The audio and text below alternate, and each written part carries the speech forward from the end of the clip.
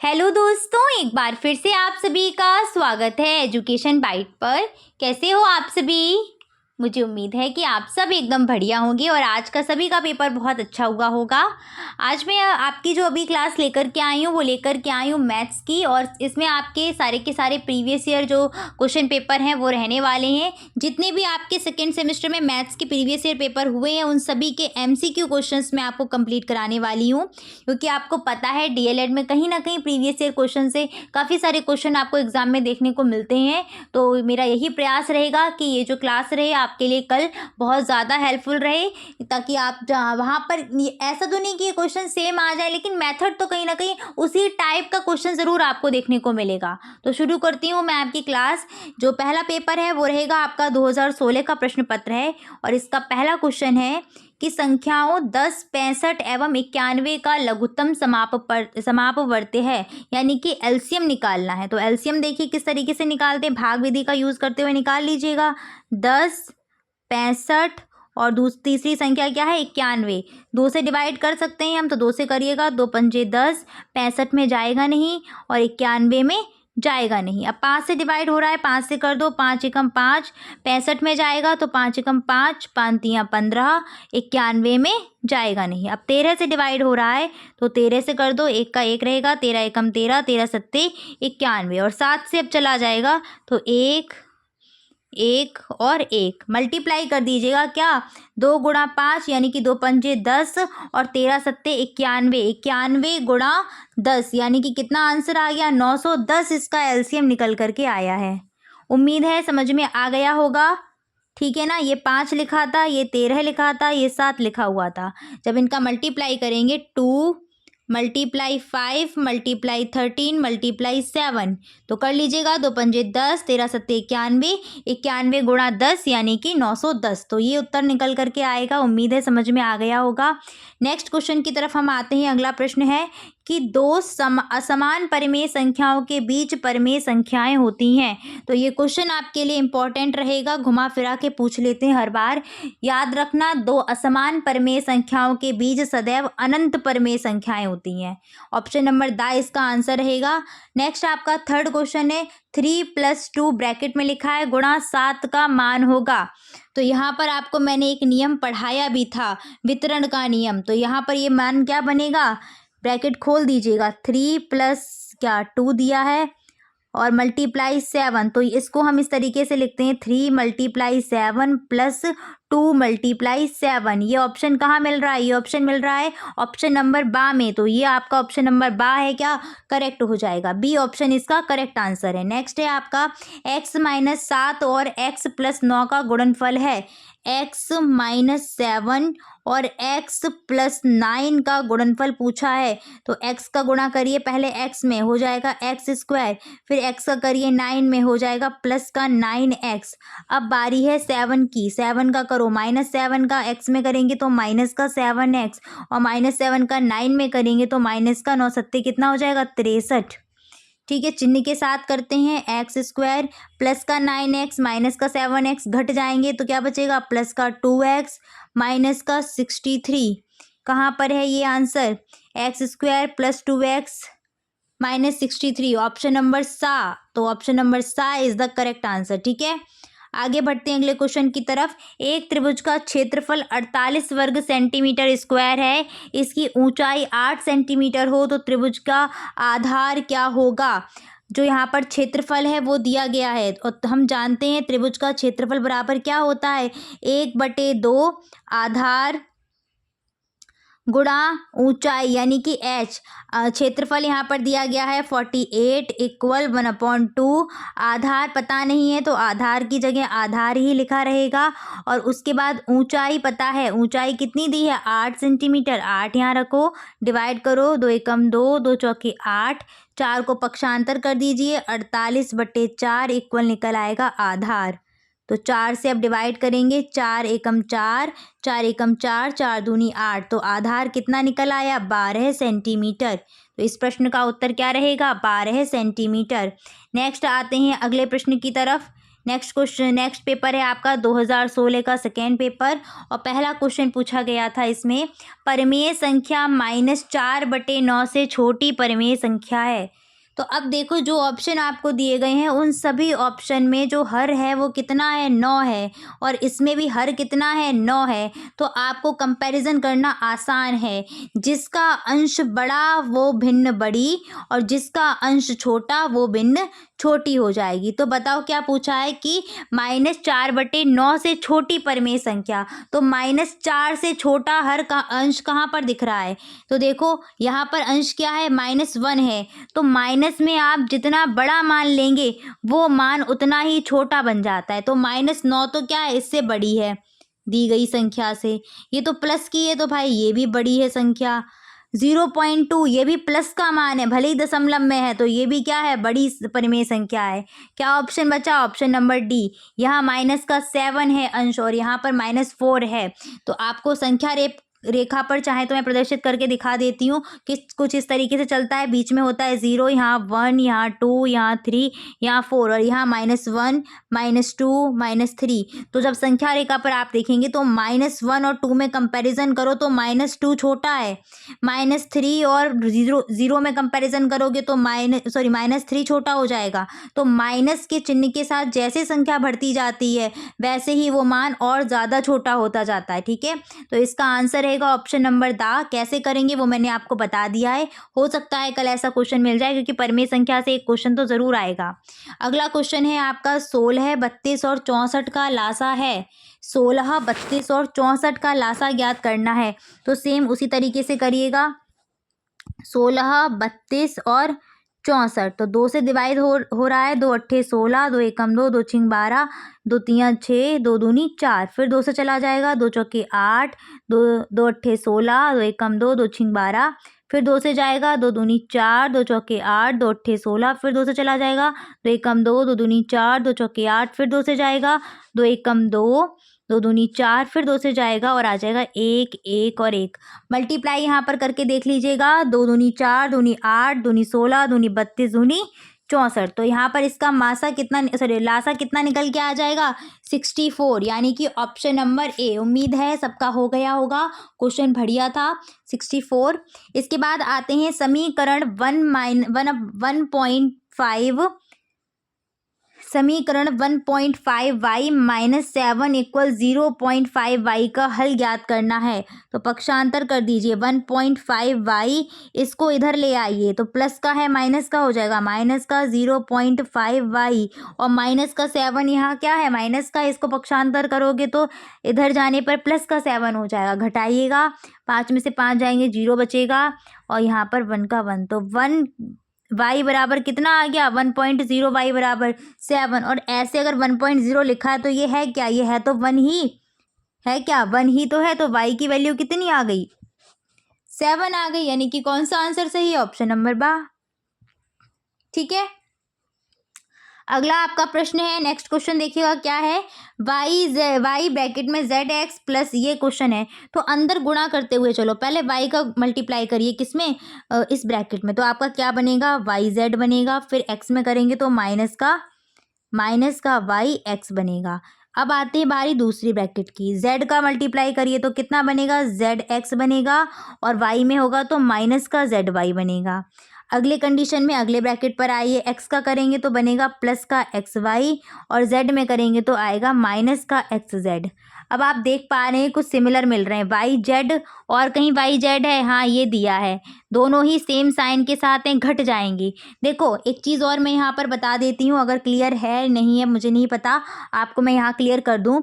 अगर AB लिखा है या फिर BA लिखा है, बात बराबर है। ठीक है, मल्टीप्लाई में चाहे हम 2 गुणा 3 लिखें या 3 गुणा 2 लिखें, बात बराबर होती है, सेम यहाँ पर वही है। तो yz और zy सेम टू सेम है, इसलिए ये कैंसिल हो जाएंगे, 0 बचेगा। yx zx एक कहाँ गया, yx और xy दोनों सेम है, अपोजिट साइन के साथ है, घट जाएंगे, 0 हो जाएगा। zx xz दोनों सेम है, बस अपोजिट साइन के साथ है, घट जाएंगे, 0 हो जाएगा। तो इस प्रश्न का उत्तर कितना आएगा, 0। उम्मीद है समझ में आ गया होगा। इस तरीके से ऐसा क्वेश्चन आ सकता है, वेरी शॉर्ट में हो सकता है पूछ लें आपसे। नेक्स्ट क्वेश्चन पर आते हैं। एक त्रिभुज का क्षेत्रफल 45 वर्ग सेंटीमीटर है और उसका आधार कितना है? उसका आधार है 15 सेंटीमीटर। त्रिभुज की संगत ऊंचाई ज्ञात कीजिए। तो त्रिभुज का क्षेत्रफल बराबर क्या होता है? 1/2 आधार गुणा ऊंचाई h। क्षेत्रफल कितना है? 45 है।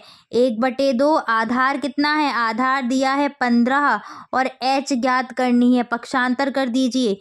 45 2 इधर आएगा गुणा में और 15 आ जाएगा भाग में। 15 से काटोगे 15 तियाँ 45 और 3 दूनी 6। तो h की वैल्यू कितनी आ गई? h आ गया 6 सेंटीमीटर। उम्मीद है आ चुका होगा आप लोगों का भी आंसर।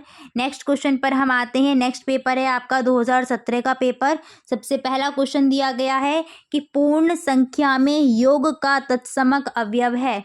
तत्समक अवयव जो होता है वो आइडेंटिटी एलिमेंट होता है। आइडेंटिटी एलिमेंट का मतलब क्या है? कि उसकी पहचान नहीं खो। तो अब आप बताओ कि ऐसे 4 है तो 4 में हम ऐसी क्या संख्या जोड़ दें कि 4 का 4 ही रहेगा? तो क्या जोड़ सकते हैं? 0 ही ऐड कर सकते हैं। इसीलिए योग का तत्समक अवयव क्या होता है? योग का तत्समक अवयव होता है 0। यहीं अगर गुणात्मक में पूछा जाए, गुणा का पूछा जाए, तो जैसे 4 है तो 4 में किसका गुणा करें कि 4 मिले? तो गुणा करना पड़ता है 1 का। तो वहां पर गुणन का तत्समक अवयव हो जाता है 1। ठीक है, आगे आते हैं। नेक्स्ट क्वेश्चन क्या है? 56, 70 और 84 का लघुत्तम समापवर्ती ज्ञात करो। 56, 70 और 84, 70 और 84। तो यहाँ पर 2 से कर दीजिएगा सॉल्व। 2 से करेंगे तो 2 से करेंगे 2 दूनी 4 और 1 बचेगा। 2 अट्ठे 16। यहाँ पर करो तो 2 तियाँ 6, 2 पंजे 10, 2 चौके 8, 2 दूनी 4। फिर 2 से जा रहा है, 2 एकम 2, 2 चौके 8, 35 में जाएगा नहीं। 2 दूनी 4, 2 एकम 2। फिर 2 से जा रहा है, 2 सत्ते 14, 35 में जाएगा नहीं, 21 में जाएगा नहीं। अब 7 से कर दो, 7 एकम 7, 7 पंजे 35 और 7 तियाँ 21। 3 से जा रहा है, 1, 5 का 5, 1 और फिर 5 से जाएगा तो आ जाएगा 1, 1 और 1। अब गुणा कर लीजिएगा। यहाँ पर 2 दूनी 4, दूनी 8, पंजे 40। ठीक है, और यहाँ पर 7 तियाँ कितनी हो जाएगी? 21 हो जाएगी। 40 का कर लीजिए गुणा तो 4 एकम 4, 4 दूनी 8 और 0 का 0। तो 840 एलसीएम निकल करके आया है। कितना एलसीएम आ रहा है? 840। तो आपका ऑप्शन हो जाएगा, ऑप्शन नंबर सा इज द करेक्ट आंसर। ठीक है, आ गया सभी का। चलिए आगे बढ़ते हैं। नेक्स्ट क्वेश्चन दिया है 2.8x इक्वल 5.4 प्लस एक्स को हल करिए। 2.8x 2.8x इक्वल 5.4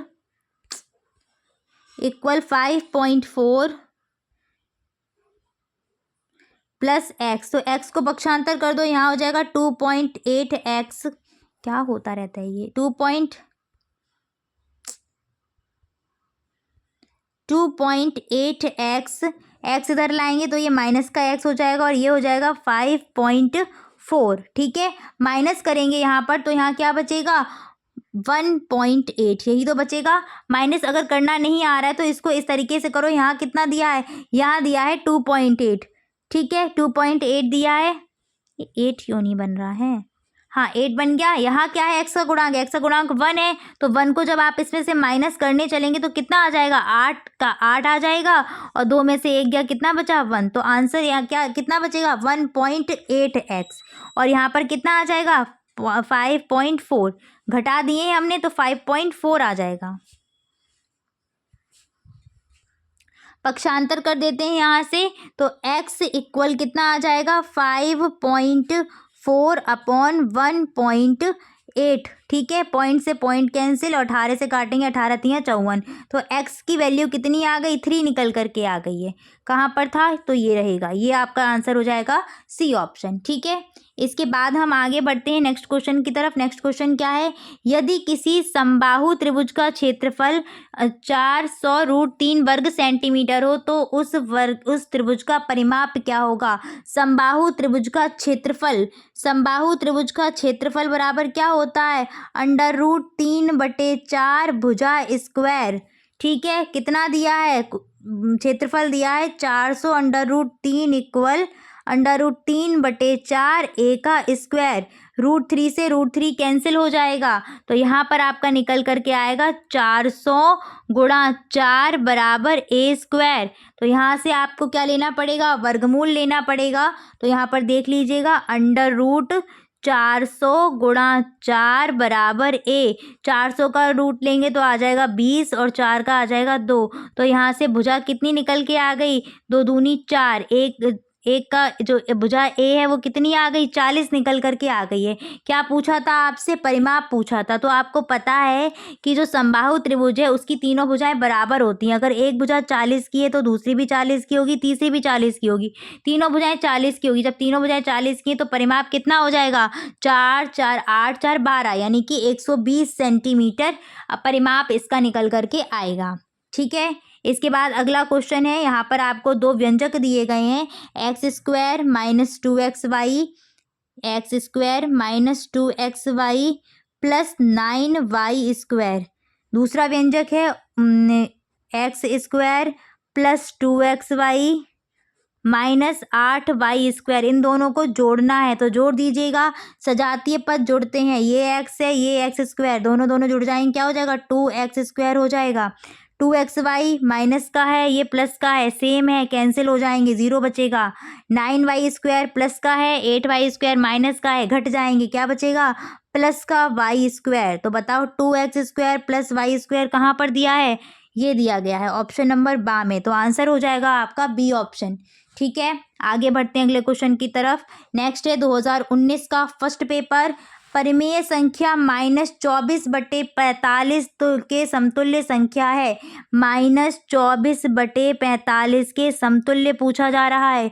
अब इसको डिवाइड कर दीजिए, 3 से हो रहा है, 3 × 8 = 24, 3 एकम 3, 3 × 5 = 15। तो आपकी परिमेय संख्या बन गई -8/15, कहाँ, ऑप्शन नंबर बी।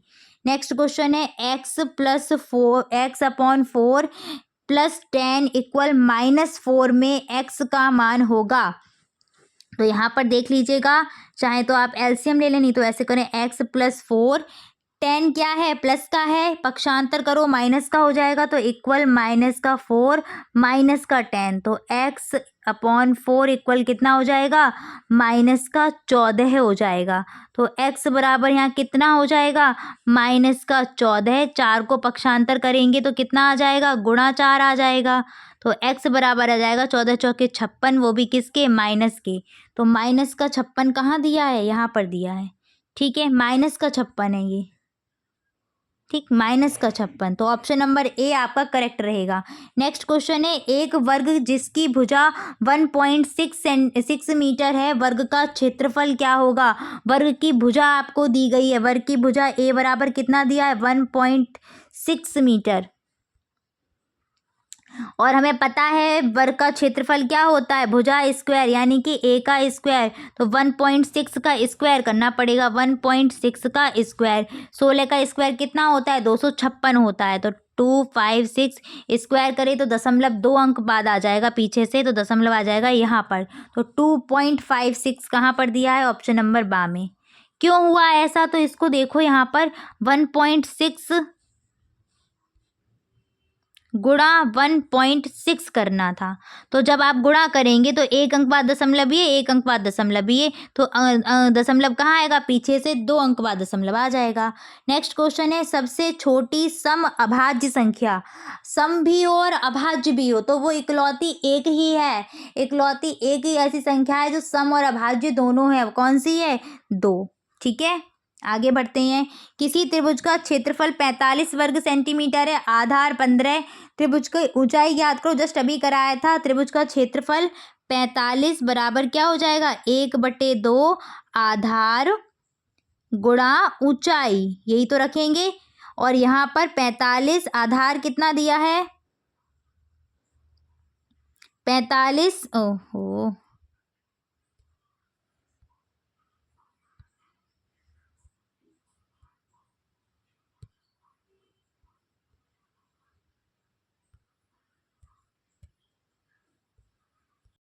तो यहाँ पर आएगा आपका 45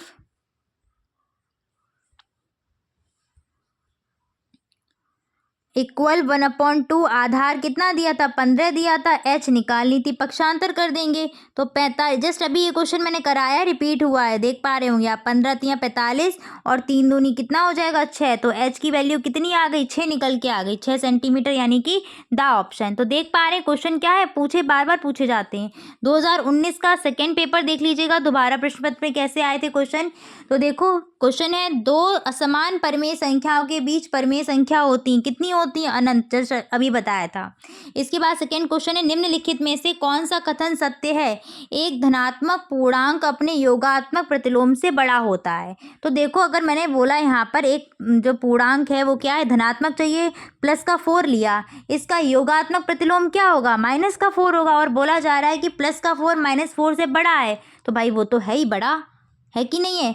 प्लस का 4 लिया, प्लस के 4 का योगात्मक प्रतिलोम क्या होगा माइनस का 4 होगा, -4 और +4 में कौन बड़ा है, प्लस का 4 बड़ा है कि नहीं है। और वही बात बोलिए, तो आपका यही ऑप्शन क्या, यही कथन सत्य है। बाकी कथन भी देख लीजिएगा। दूसरे कथन में बोला है कि एक ऋणात्मक पूर्णांक जैसे मैंने -5 ले लिया, अपने योगात्मक प्रतिलोम से बड़ा है, तो भाई ये बड़ा नहीं होता, ये तो गलत हो गया पॉइंट। नेक्स्ट है, शून्य एक पूर्णांक नहीं है, ये पॉइंट तो सीधे गलत है, शून्य पूर्णांक है आपका, ठीक है।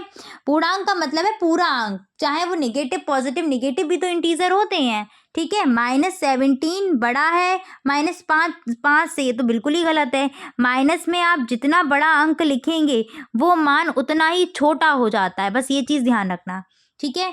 21 की अनुवर्ती संख्या है, ये इंपॉर्टेंट चीज़ है, और ये आ सकती है, प्रतिलोम आ सकते हैं, अनुवर्ती संख्या आ सकती है। 21 की अनुवर्ती संख्या क्या हो जाएगी, 1 प्लस करके क्या बन जाएगी 22 बन जाएगी, क्या बन जाएगी 21 की अनुवर्ती संख्या 22, और इसकी भी अनुवर्ती चाहिए तो भाई एक और प्लस कर दो, तो 22 और 1 कितना हो जाएगा 23।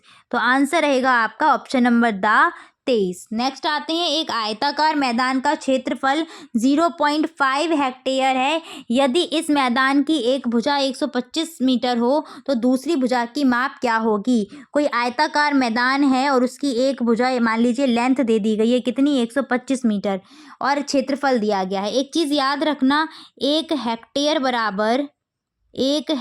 बराबर 10,000 मीटर स्क्वायर होते हैं, 10,000 वर्ग मीटर होता है 1 हेक्टेयर में, ठीक है। तो यहाँ पर आपको क्षेत्रफल हेक्टेयर में दिया था, तो यहाँ पर सूत्र लग जाएगा, क्षेत्रफल बराबर आयत था तो लंबाई गुणा चौड़ाई हो जाएगा। क्षेत्रफल था कितना 0.5 हेक्टेयर, क्षेत्रफल आपका दिया था 0.5 हेक्टेयर।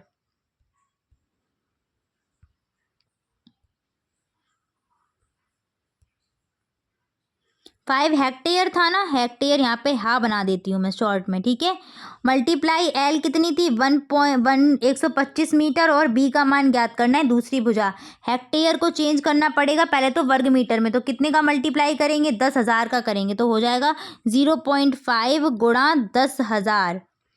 अब ये क्या बन गए मीटर स्क्वायर बन गए हैं, तो अब यहाँ से 125 ले आओ पक्षांतर करके, और इधर हो जाएगा बी, डिवाइड करोगे दशमलव हटाया नीचे 0 हो जाएगा, 0 से 0 कैंसिल, 5 से करो 5 एकम 5, तो यहाँ 5 दूनी 10, 5 25, 25 से करोगे 25 चौके 100 और 1 0, तो बी का मान कितना आ जाएगा 40 मीटर। समझ में आ गई। हमेशा यूनिट को पहले चेंज कर लीजिएगा, उसके बाद अपना क्वेश्चन सॉल्व करना शुरू करेंगे।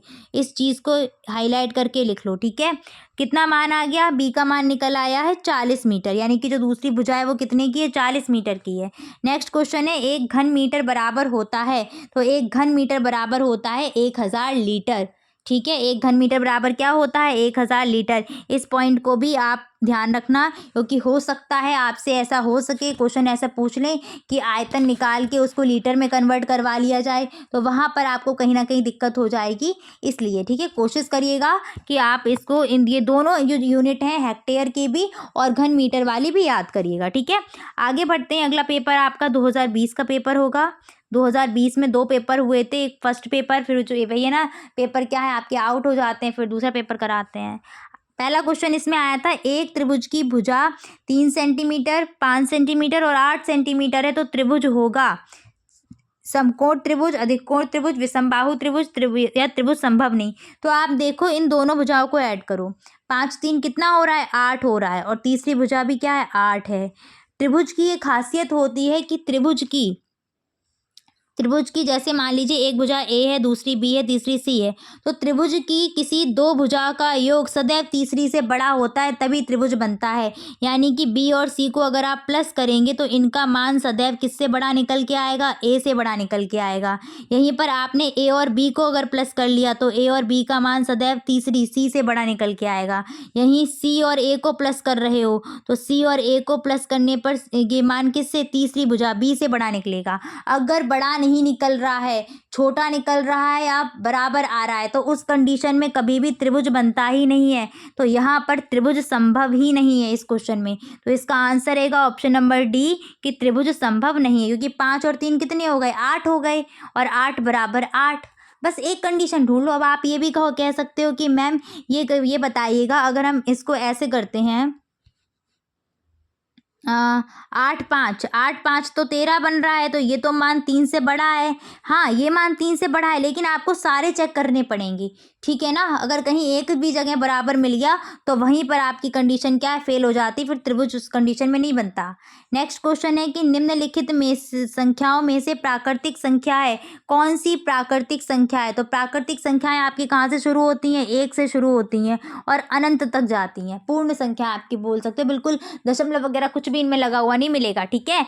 तो कौन सा इसमें ऑप्शन है, ऑप्शन नंबर ए है। ये तो रूट में लिखी है तो है ही नहीं, है दशमलव में, और जीरो तो है ही नहीं, जीरो तो पूर्ण संख्या में आता है, ठीक है। तो आंसर रहेगा इसका ऑप्शन नंबर ए।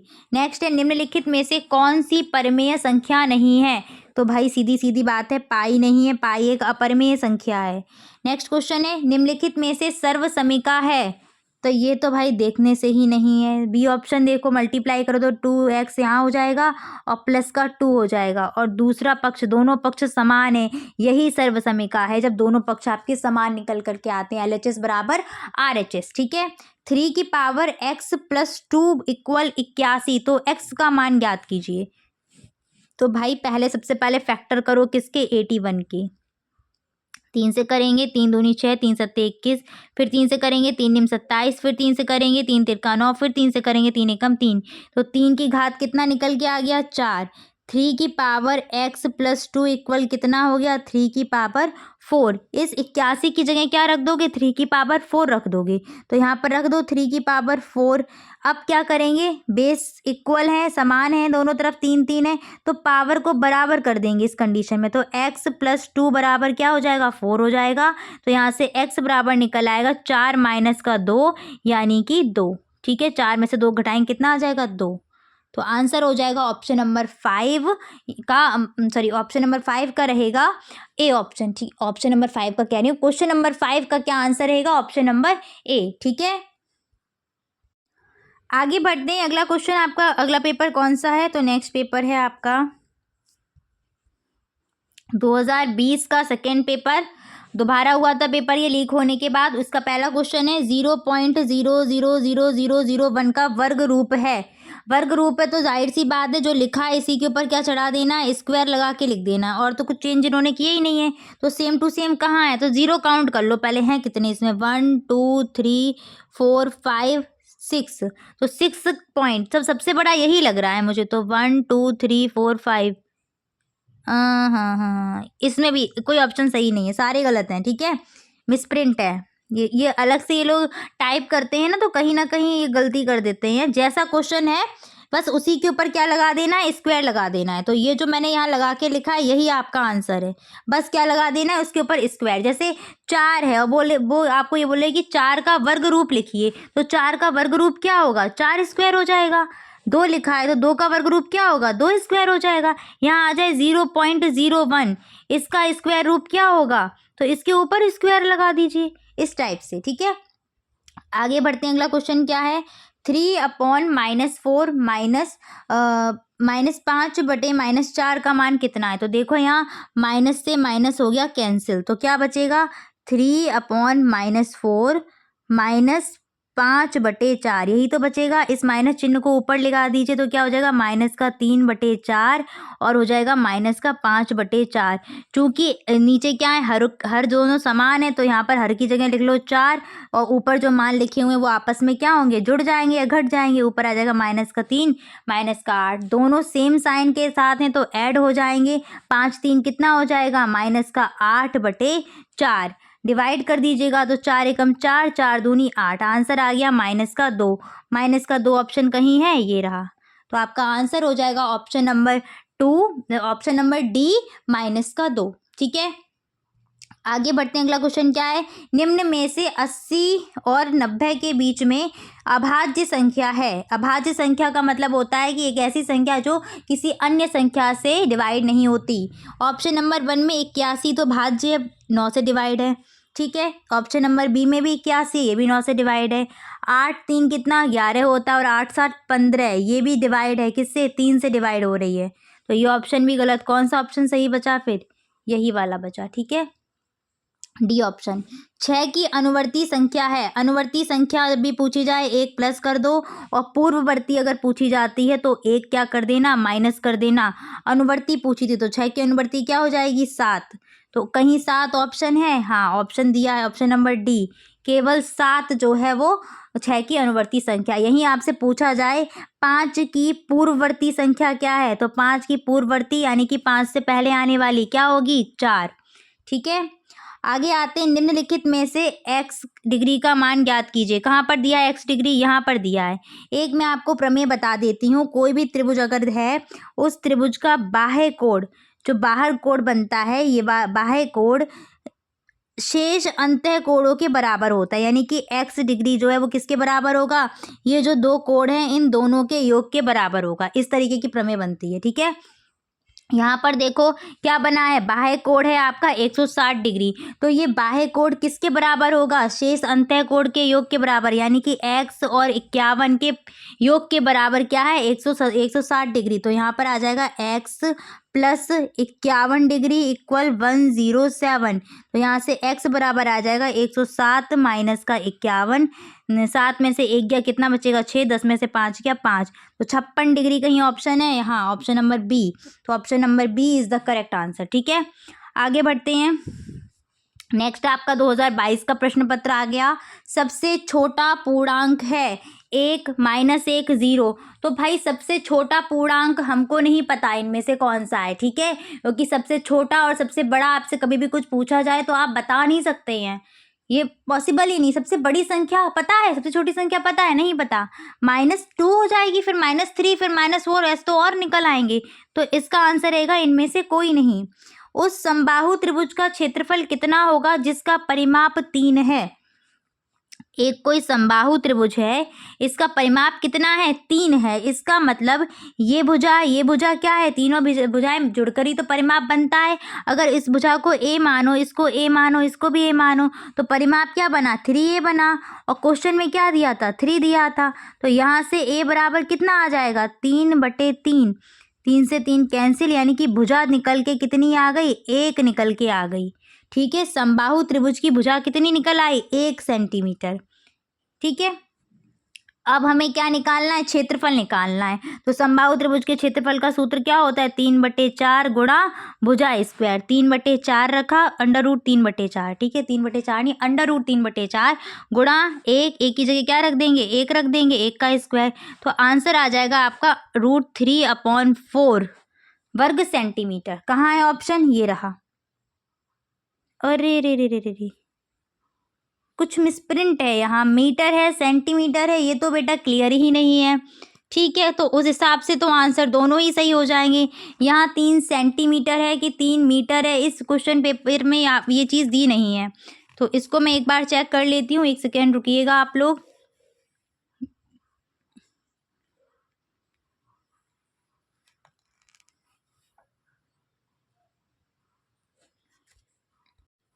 यहाँ पर मीटर है, ठीक है, 3 मीटर है, यहाँ परिमाप जो दिया गया है वो 3 मीटर दिया है, तो उस हिसाब से भुजा मीटर में निकल के आएगी, 1 मीटर भुजा निकल के आएगी, तो उस हिसाब से जो क्षेत्रफल होगा वो मीटर स्क्वायर निकल के आएगा। तो आंसर रहेगा √3/4 मीटर स्क्वायर। देखना यूनिट देख करके लगाना, सेंटीमीटर स्क्वायर भी दिया था बट अगर यूनिट अगर नहीं दी होगी तो फिर ये आंसर गलत हो जाएगा इस हिसाब से, ठीक है।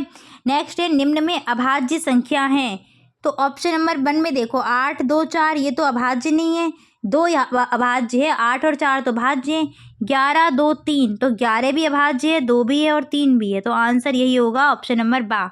यहाँ देख सकते हो 9 अभाज्य नहीं है और इसमें 6 अभाज्य नहीं है, तो यही ऑप्शन ठीक रहेगा। नेक्स्ट है परिमेय संख्या -3/4 का योगात्मक व गुणात्मक प्रतिलोम होगा। -3/4 का योगात्मक और गुणात्मक, तो देखो जब योगात्मक प्रतिलोम पूछा जाए आपसे तो जो भी चीज़ दी गई है उसका साइन चेंज कर देना, ठीक है। अगर प्लस की है तो उसको कन्वर्ट करो माइनस में और माइनस की है तो कन्वर्ट करो प्लस में। और जब गुणात्मक भी की बात करता है तो गुणात्मक प्रतिलोम के लिए आपको क्या कर देना है, जो भी भिन्न दी गई हो ना उसको पलट देना, ठीक है। भिन्न जो दी गई होगी उसको पलट देना, उसका हर बना देना अंश और अंश बना देना हर। तो यहाँ पर दिया गया था -3/4, योगात्मक प्रतिलोम इसका क्या बनेगा, चिन्ह बदल के क्या हो जाएगा 3/4 प्लस का 3/4, ठीक है। और गुणात्मक प्रतिलोम क्या हो जाएगा 4/3, वो भी चिन्ह क्या माइनस का माइनस ही रहेगा, गुणात्मक में चिन्ह नहीं बदलता। तो ये तो रहा गुणात्मक और ये रहा योगात्मक। कहाँ पर दिया है, तो ऑप्शन नंबर देखिएगा बा।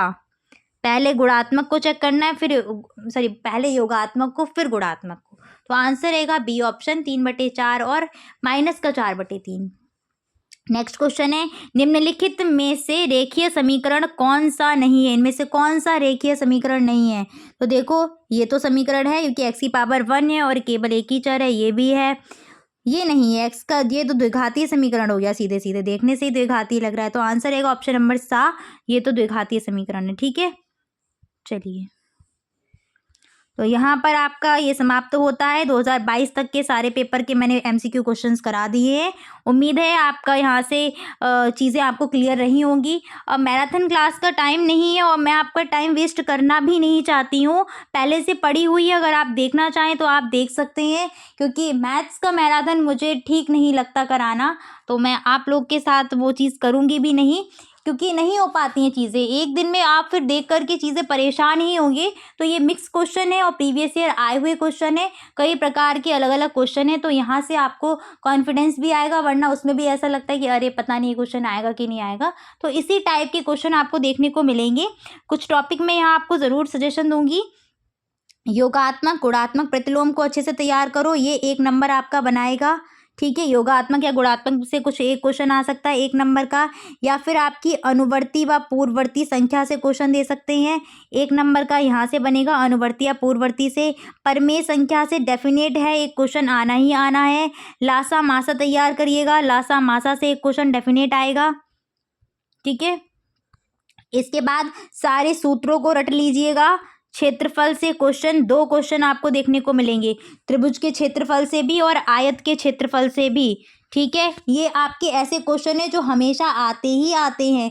बाकी का कुछ ऐसी चीज़ें होती हैं ना कि सरल करने को आता है, आपको ब्रैकेट में लिखा हुआ दिया जाएगा x+2 = x+4, 2x+4, तो x की वैल्यू निकालो, ऐसे क्वेश्चन आते हैं। तो ये टॉपिक हैं, इनको ज़रूर देख लेना और ऑल द बेस्ट सभी को, अच्छे से पेपर करके आइएगा।